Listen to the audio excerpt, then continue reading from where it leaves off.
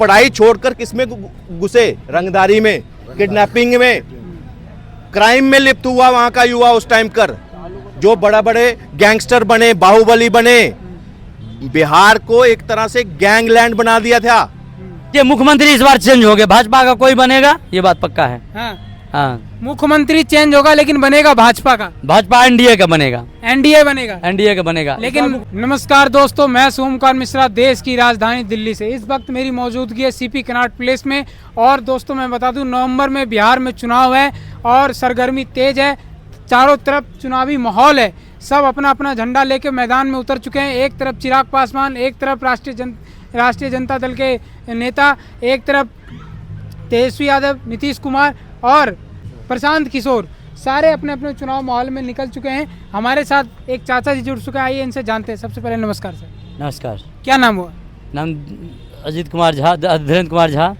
धीरेन्द्र कुमार झा, कहाँ के रहने वाले? मधुबनी से हम लोग। बिहार से।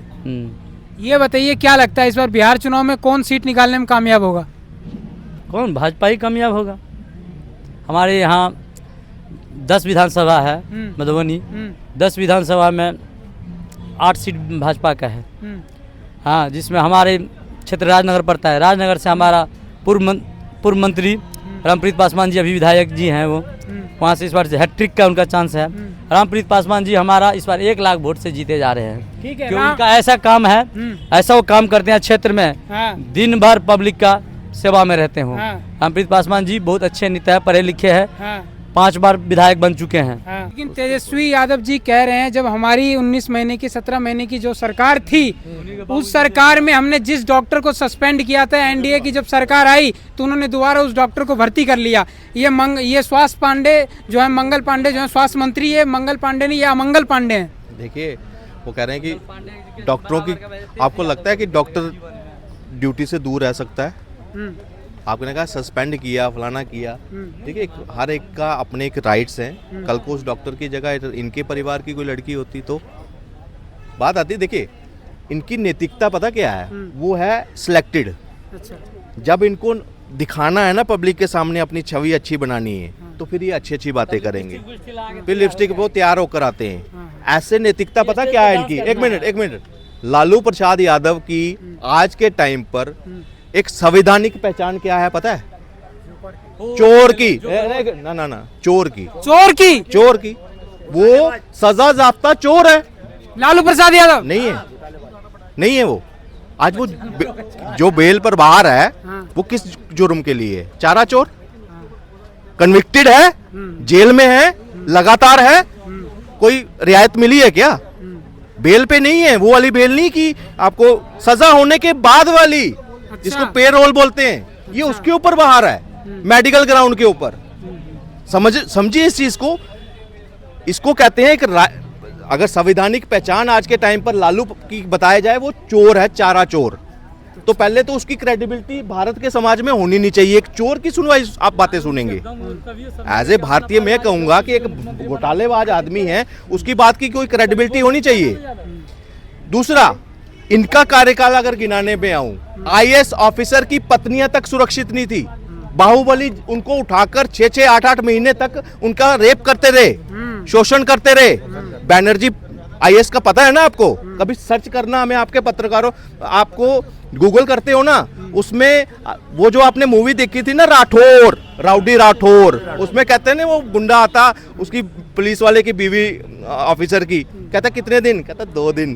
2 दिन के बाद अपनी गंगा जल भी इन्हीं के ऊपर बना है। वो रियल स्टोरी थी वहां की।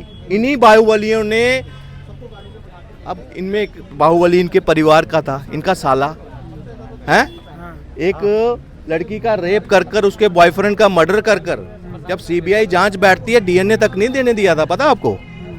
वो था जंगल राज। आप क्या चाहते हो कि दोबारा जंगल राज आए? जब आज पलायन, आज जो 30-40 साल के जो युवा, आज के टाइम पर मैं युवा नहीं कहूंगा, उस वक्त युवा होते थे जब इनका कार्यकाल था, 90 से लेकर 97 तक इनका युवा होता था। जंगल राज में सबसे ज्यादा पलायन इनके काल में हुआ था।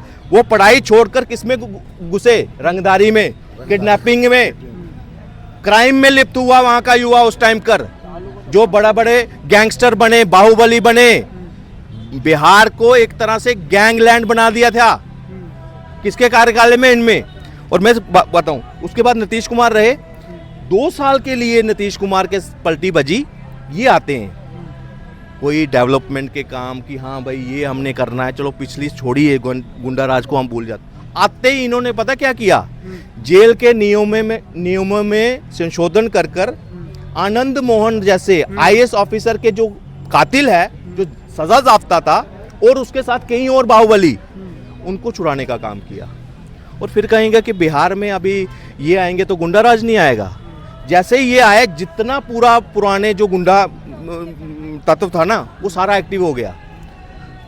दुकानें लूटने की, बैंक लूटने की कई खबरें आपके चैनल पे भी चली होंगी उस वक्त, उस टाइम पर जब इनका काल आया। 2 साल का सिर्फ पत्रकारों को घर जाकर उसके सुबह 4 बजे उनके बेड के ऊपर गोली मार दी जाती थी।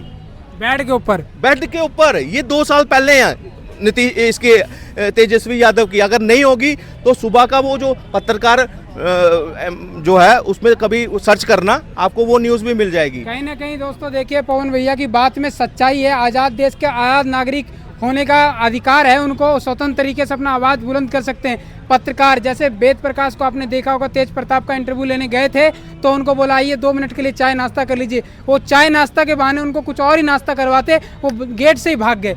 ये बताइए, तेज प्रताप यादव, तेजस्वी यादव 2 सुपुत्र हैं लालू जी के, लेकिन इनमें भेदभाव क्यों? प्रेम यदि पाप है तो पुण्य किसका नाम है? प्रेम यदि अत्कर्म है तो सत्कर्म किसका नाम है? जाकर देखो मन मंदिर में सत्य नाम भगवान है, पापियों के पाप से प्रेम भी बदनाम है। इन्होंने प्रेम किया तो इनको अलग फर्क कर दिया, 6 साल के लिए कारावास कर दिया कि हटा दिया। क्या ये नौटंकी, परिवार ड्रामा। एकता कपूर के सीरियल चलते हैं ना रात को 8 बजे ऐसे, लालू भी ऐसे कर रहा है, निकल जा निकल जा निकल जा, 3 बारी मुंडी से दिखाने के लिए। एक्चुअल में नैतिकता का आधार है ही नहीं इनके परिवार में। इनका अगर नैतिकता होती ना, तो अगर ये नैतिकता के आधार पर उसको निकाल रहे हैं, तो जब राबड़ी देवी के ऊपर इसकी जो पहली बहू थी, हैं, जब उसने बोला कि मेरा प्रताड़न हुआ है, मेरी सास मुझे मारती थी, एफआईआर दर्ज करवाई इन्होंने। लेकिन ये तो कहते हैं हम संस्कारी परिवार हैं, संस्कार की परिभाषा दे रहे हैं। इनके संस्कार में लूट होती थी कि मारुति के, टाटा के शोरूम लूट दिए जाते थे। ये संस्कार है इनके, समझ आई बात? धमकाना किसको? सीआईडी, सीबीआई और ईडी के जब इनके मतलब इनको गिरफ्तार करने के लिए आ रही थी, उस वक्त ये कुर्सी पर बैठे हुए थे, तब ये धमकाते थे कि एक बार आओ तो सही, फिर दिखाता हूँ किसकी माँ ने दूध पिया था। आपने देखा था ना तेजस्वी की वो वीडियो। ये संस्कार हैं कि आप अधिकारी जो जांच करने आ रहे हैं, आप लैंड फॉर स्कैम की, आप उसको करोगे। ये भ्रष्टाचार में डूबे हुए हैं, इनको बिहार से कोई लेना देना, इनको सिर्फ अपने परिवार से लेना देना है। मैं चैलेंज के साथ कहता हूँ एक चीज़, आइए बड़े युवा की बात करते हैं ना, इस बार लालू प्रसाद के यादव के परिवार से बाहर का मुख्यमंत्री बनाकर दिखाओ। यादव बनाओ, मगर इसके परिवार के बाहर का मुखिया बनाओ, आरजेडी का, मगर इनके परिवार के बाहर का। गरीब बच्चे को बनाओ क्या? और पढ़ा लिखा कोई नहीं है, नौवीं फेल ही चाहिए आपको।